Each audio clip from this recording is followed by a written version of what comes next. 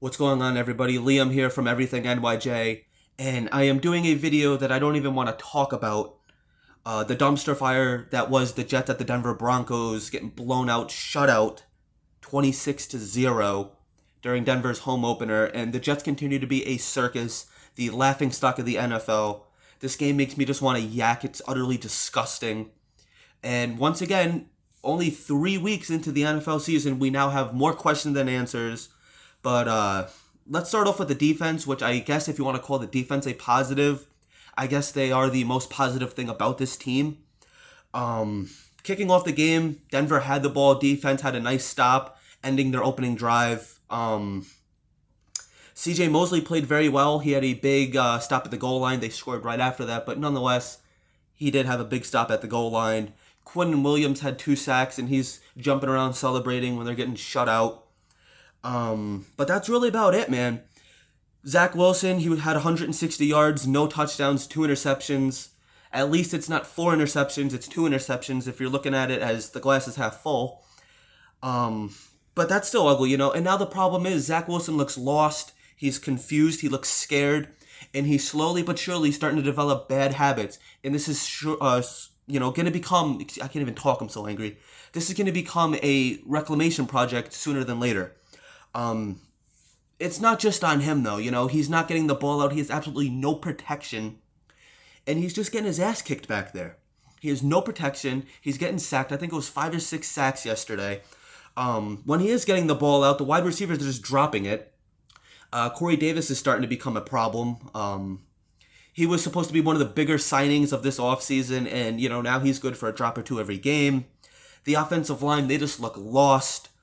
There's certain plays where I think it was McGovern, he was looking to his right, not blocking anybody, and you have a defensive end coming right off the end, lighting Wilson up.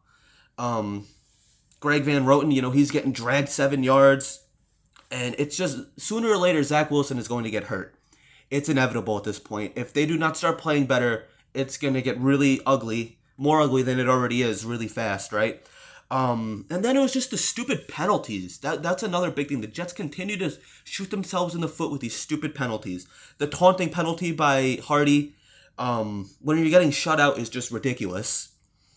Roughing the passer. I don't think that was really a roughing the passer call, but they called it anyway. And, the team is just not disciplined. And another thing, the biggest thing that irked me the most, and at the time, it mattered more. Now it really doesn't matter. The field goal penalty, the delay of game. So the Jets kick a 53-yard field goal. It's good by Amendola. And then there's a delay of game penalty, knocking them out of field goal range. And the Jets have a time manager on this team. They hired somebody to look at the clock and say, we better be doing something by the time the clock hits 0. That is your only job. That guy should be fired. That guy should be out the door. That guy shouldn't even be allowed into one Jets drive today. It is utterly ridiculous that we are just not disciplined. That's on the coaching staff. We don't know what Mike LaFleur is. Robert Saleh doesn't know what he's doing out there. And I understand. I'm the one that preaches, be patient. This is a rebuilding team. But a rebuilding team should be playing competent football. This is a scoring league. We can't even score a touchdown. We can't score a field goal in a scoring league. And I understand that this is a rookie head coach, a rookie quarterback. I understand all that. But sooner or later, that's going to get real old real fast. We hired him because we thought that he was this leader of men, the CEO, somebody that would take the Jets to the next level. At one point in the game, I think it was coming out of halftime, we had more penalty yards than we did actually playing yards. That says something about the coaching staff. It's one thing to lose. Hell, I guess it's even one thing to get shut out. But all these stupid penalties, that means you're not disciplining your team. And I get it, you want to be a player's coach, and the player's probably thinking, nothing's going to happen. But I'm getting flashbacks, man. I am seeing 2020 all over again. I'm seeing 2019 all over again. But I'll tell you what. There's something that I thought Adam Gase did better than Robert Saleh. At least during the Adam Gase era, for the most part, the Jets, especially in 2019, with their opening drive, with the scripted 12 plays, whatever it was, they were able to score points.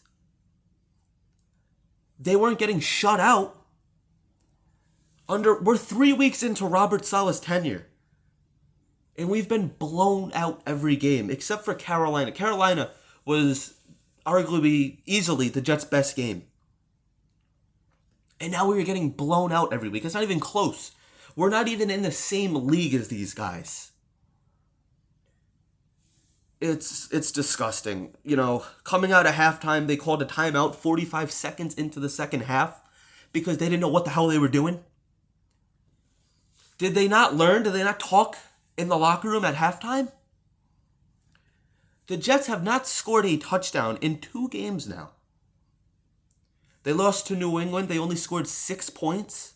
And then 0 points this week. We're on to Tennessee. And I'll tell you what, Tennessee's going to punch you in your face if you don't know what you're doing. Tennessee, they're a tough group of guys. Derrick Henry is going to run all over these guys if they don't get their shit together, man. I'm sorry for cursing. I'm just very upset. I'm angry. And I try not to do these videos on Sunday nights because of my anger. I try to wait until Monday. I calm down a little bit. I watch a couple other videos. I watch some recaps. And I try to analyze it a little bit. And I did the same thing today, and I am sitting here with nothing. Nothing positive to come out of this game with. Just a disgrace of an NFL team. There's nothing else to say. Nothing good. I don't feel any better. Normally Monday, I'm like, all right, I calm down a little bit. I'll do a little video. No, I'm still pissed. There's nothing positive coming out of this, except for the mediocre defense. The defense is the only positive on this team. Michael Carter, he's starting to become a team favorite of mine. But other than that, guys, there's nothing. Absolutely nothing. So that's going to wrap it up for this video. Hit the dislike button. I don't care.